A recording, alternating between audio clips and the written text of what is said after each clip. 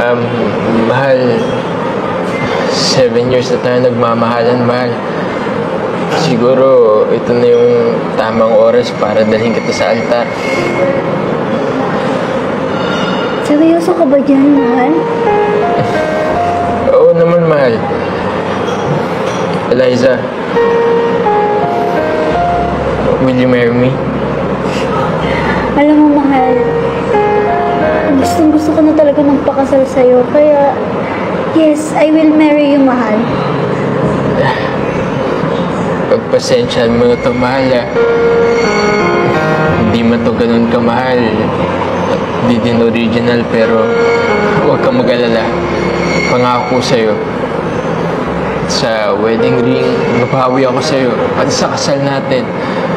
Ito lang kasi nakayanan ko sa ngayon, eh. Ano? Hindi ka mamahalan? Hindi original?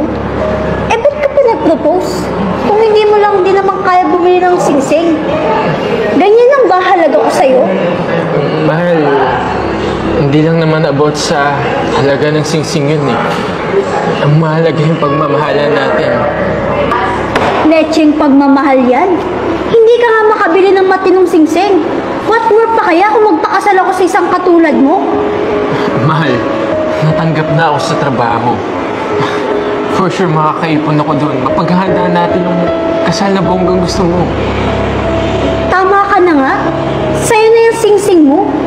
Hindi ako magpapakasal sa isang katulad mo.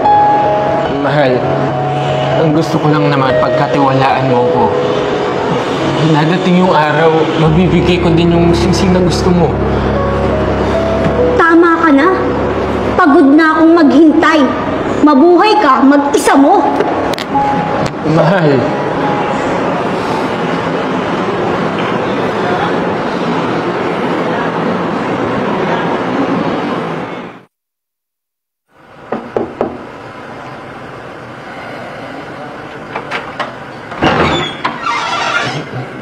Mahal, pwede ba tayo mag-usap? Tungkol saan? Sa kasal natin? Oo naman, mahal. Alam mo, Ian, sa tinagal-tagal natin, ang tagal kong tiniis yung binibigay mo hindi naman kamahalan at hindi kagandahan. Alam mo, naiintindihan naman kita eh, kasi alam ko yung sahod mo, hindi ganun kalaki. Pero ngayong itong kasal natin, na hindi mo man lang pinaghandaan. Mahal, alam ko naman yun. Sadyang hindi lang kinaya ng budget ko na bilhin yung original na singsing na gusto mo. Sa ibang bagay, may pambili ka. Pero yung gusto ko, wala. Anong klase kang fiancé?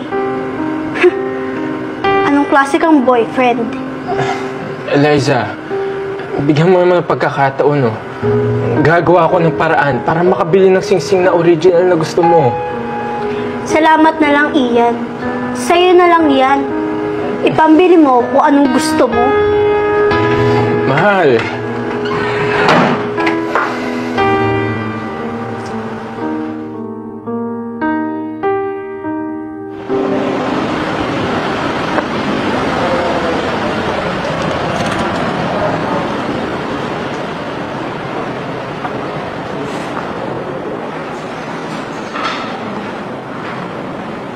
Uy, Ian, ikaw pala yan?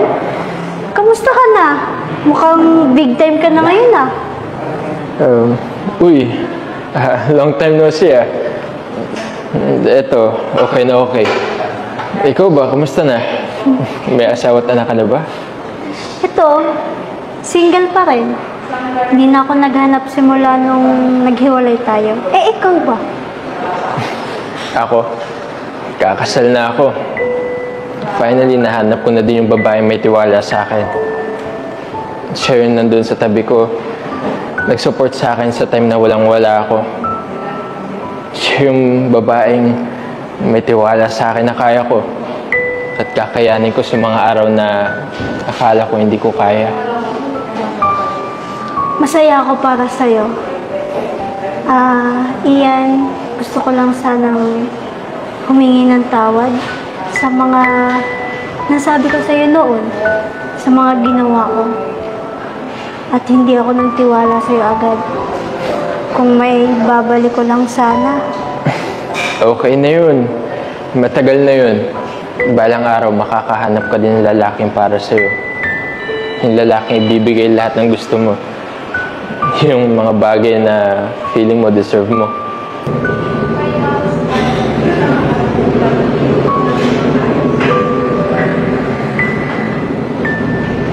Han, dito ka lang pala. Kanina pa kita hinahanap. Ay, Han, si Eliza nga pala. Hello, Hi.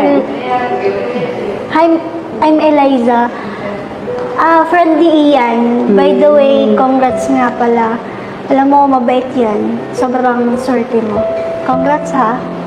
Oh, thank you. Alam mo, you should come sa kasal namin. Ha?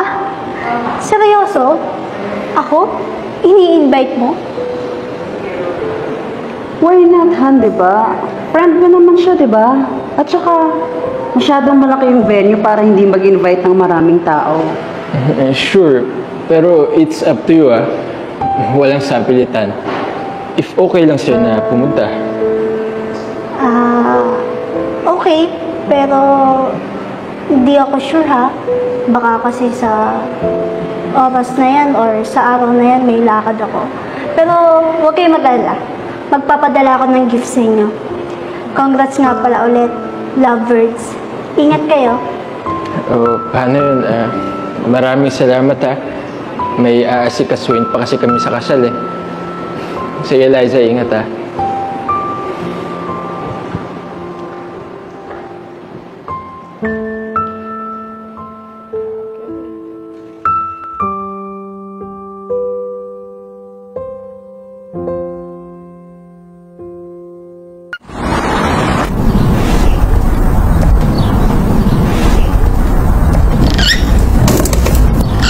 Hi. Buti naman, nandito ka na. Wala yung pinsan mo? Nandito naman ako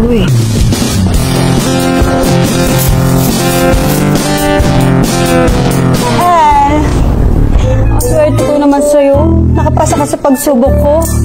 Kaya mahal na mahal kita Robust, subok na. Effective talaga. Astig to.